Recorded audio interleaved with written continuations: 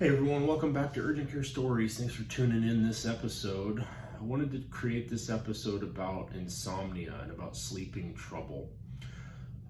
It's something that you don't see a lot of in the urgent care setting, but when I did a stint in primary care, there's a lot of people coming in complaining of insomnia, trouble sleeping, and that sort of thing. And I just thought I'd like to do a video on just what is insomnia, how do we deal with this, what are the medical options, and what's the best things to do for this. Insomnia is something that a lot of people deal with, and it's basically just that they either have a hard time getting to sleep or a hard time staying asleep. There's a number of different reasons for that. If you haven't read it already, there is a book called Why We Sleep. I would highly recommend that you read it or listen to it on tape. It's a really interesting read, and it will have you walking away with more respect for what sleep does for every part of our body, every system of our body. You will respect sleep more than you ever thought possible if you read that book. So I highly recommend that you read that book, because a lot of what I recommend is coming straight out of that book, Why We Sleep. Really good book.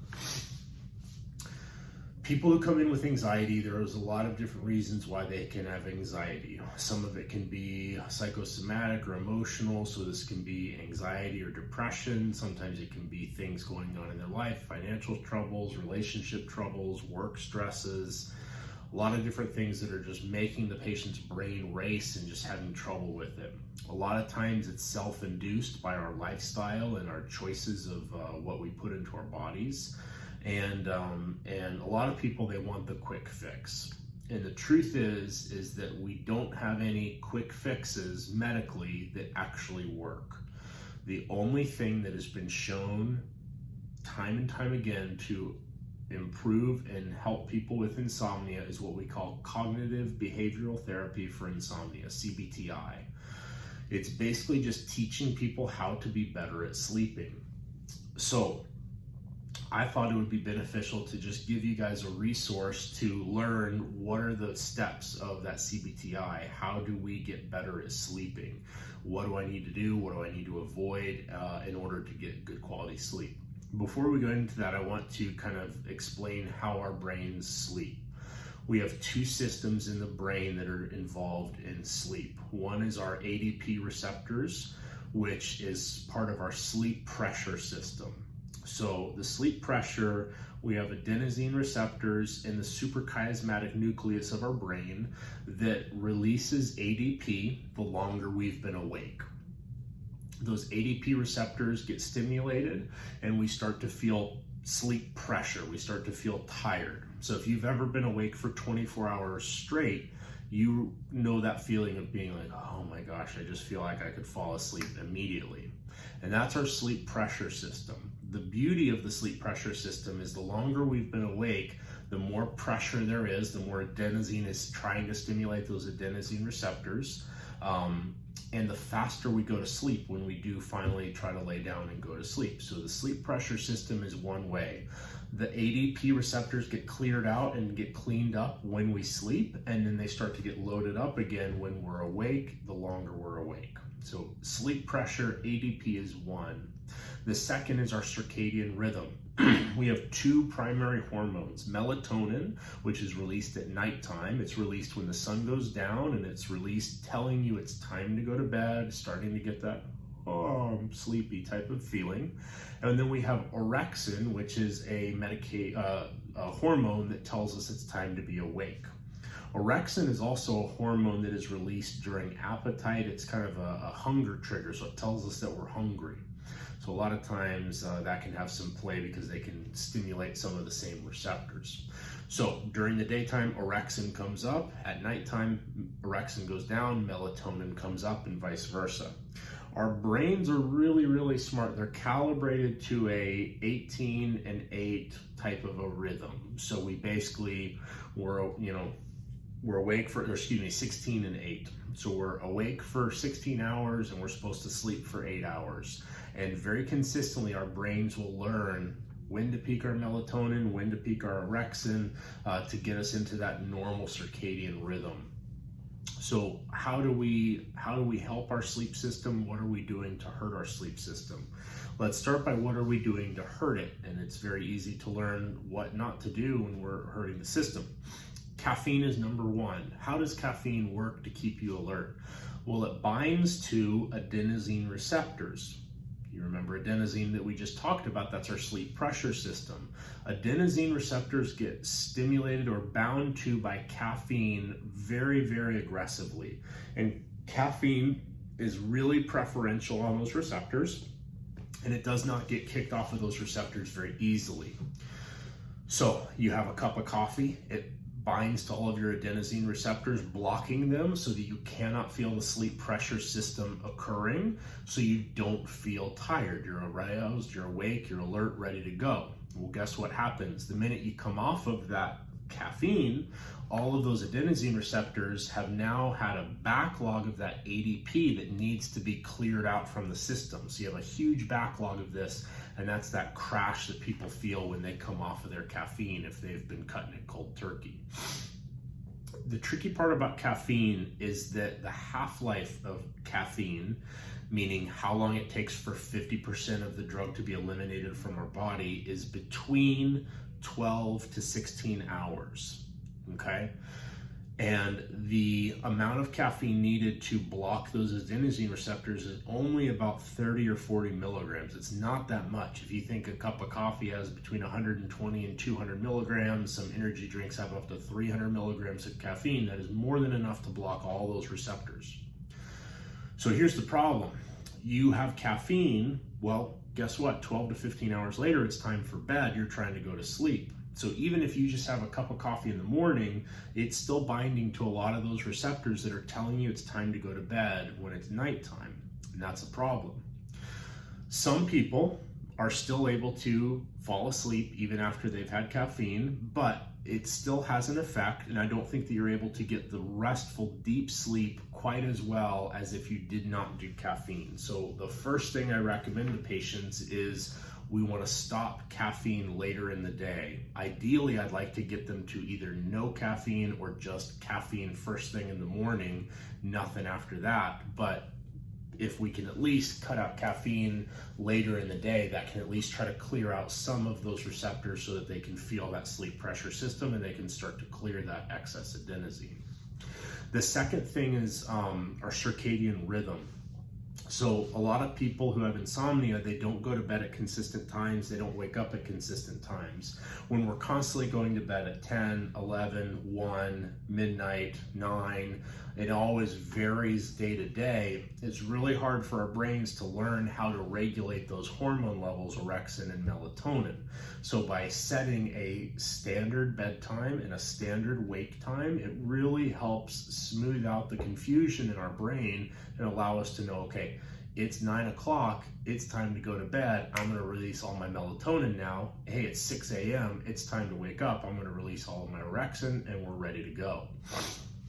So having a consistent sleep time and a consistent wake time is really helpful, even on weekends. Just getting up at the same time every day, going to sleep at the same time every night. The next thing is what you're using your bed for. We want to have the bed be used for sex and sleep. We don't want to be watching TV. We don't want to be reading a book in bed. We want our brain to understand and be trained that if we're in bed, we're either having fun, having sex, or we're going to sleep. And so that should be very clear to our brains. So get the TV out of the bedroom, stop reading a book in the bed, go to bed, and your brain will know, okay, I need to do these chemicals, I need to get everything started to get him to sleep. If you like reading a book before bed or you like doing some sort of an activity before bed, that's fine, just don't do it in bed. Do it on a couch, do it somewhere else. The next step is to go to bed in bed. So don't be one of these people who falls asleep on the couch, because if we fall asleep there and then we wake up and then we try to go back to sleep, we are interrupting our regular sleep cycles, and that also is damaging or causes some worsening of insomnia. So when you start to feel tired, you need to go to bed. Don't try to push through, don't fall asleep on the couch. The next thing is temperature. There are a lot of studies that have shown that people who have their house colder than 68 degrees actually live longer lives. And I believe that that's mainly because of the sleep benefit. People who set their house at 68 degrees or colder sleep better. And the reason is this: when we have a lower temperature like that, we are able to cool our bodies more effectively. By cooling our bodies, we are releasing a lot of our noradrenaline and norepinephrine levels. So if we can calm down some of the sympathetic nervous system from the day that's been wired, we can sleep better because we don't have that rush of adrenaline and noradrenaline in the system. So having a cool house is very beneficial. 68 or colder is very beneficial for our sleep. The next thing is showering before bed, taking a bath before bed, or washing our face. Hot baths, hot showers, hot face washes, whatever you want to do is actually best for us, because what it does is it dilates all our blood vessels, brings a lot of blood to the surface of our skin, and allows us to off-gas that heat and cool down more quickly. So taking a hot bath or a hot shower before bed is better for you because it's going to dilate those blood vessels, cool you down, thus reducing that norepinephrine level, thus allowing you to get deeper, more restful sleep. The next thing is TV. Anything with screens, computers, phones, TVs, white lights, these bright candela or fluorescent lights, these suppress our melatonin levels. So this light tells our brain to stop producing melatonin. That further tricks those two systems and says, hey, it's not time to go to bed yet. So when it's time to go to bed, we want to try to dim the lights in the house, try to get rid of as much television, screen time, overhead lights as possible, and try to have the house be darker. Those are the majority of what we need to do for people. Other benefits would be alcohol, staying away from alcohol before bed. Even just a glass or two of wine, it is going to prevent you from getting REM sleep, rapid eye movement sleep. So it sedates us, and there's a difference between being sedated and being asleep. When we are not able to undergo REM sleep, we can't process and compartmentalize a lot of the things that occurred during that day. We aren't as creative the next day.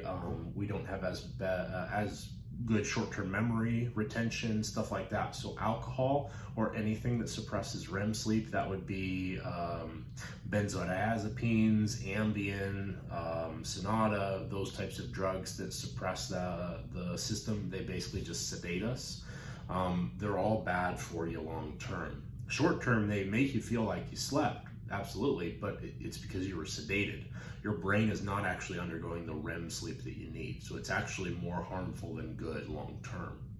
Same thing as benzos, same thing as Ambien. Ambien, I've seen it destroy lives. It's one of the worst drugs you can put people on. The only indication for it is somebody who's like a special forces going across the sea to go do some mission and then fly back, and they're going through a lot of different time zones. That's somebody who, yeah, you could benefit from giving them a dose of some Ativan or some Ambien or something to get them to get some sort of sleep, some sort of rest. But it's not recovery sleep, it's not restful sleep, it's not beneficial sleep. They've done some research, and we're starting to see that over time, people who are on chronic benzodiazepines, lorazepam, Valium, Xanax, those sorts of drugs, taking it every night before bed, clonazepam especially, or the Ambiens, the Sonatas, the hypnotic type medications, sedative hypnotics, they will take years off of your life. They will take 5 to 10 years off of your life because they prevent you from getting that rapid eye movement, that REM sleep. So it's really, really important to get people off of those, to not go for those medications for sleep. A lot of people ask about melatonin. Melatonin has benefits to certain people. I think that in the majority of people, it is a placebo effect. I think that in elderly patients, we find in the research that they do not produce as much melatonin as your average person, so it might be beneficial to supplement those people with 5 to 10 milligrams of melatonin. The other time that melatonin is beneficial is when you are jumping from time zones. So the best way to do it is if you're going to bed when it's light outside, your melatonin levels get confused and it's hard for you to convert to that time zone. So the best way to do it is when the sun goes down in your new time zone, you should be taking melatonin to try to tell your brain, hey, it's actually time to go to bed. I know you see light out there, but actually we're going to release some melatonin. It's time to go to sleep right now. And that can help get you into that new sleep cycle the fastest. So that's one of the best indications for melatonin supplementation. Sleep is incredibly important, guys. I hope that all of you are getting at least 8 hours of time in bed every night. They've done so many studies and there's just so much research. And if you want to lose weight, if you want to be better at your sport, if you want to perform better, if you want to be smarter, if you want to have better recall, better retention, better mood, less depression, less hunger cravings, I mean, any aspect of your life is going to be made better with sleep. We want to try to get 8 to 9 hours of time in bed every night, and we want to do those things we talked about. That's our sleep hygiene. That's how we get the best sleep. A lot of people, they'll have a period of time where they have insomnia, and almost every time I've talked to a patient about this stuff, we can always find 3, 4, or 5 of these areas that I talked about that they're doing wrong that is preventing them from getting really restful sleep. And all we have to do is just change those things and we can get better sleep. But it's easier said than done. A lot of people don't want to give up their caffeine. They don't want to give up the sodas.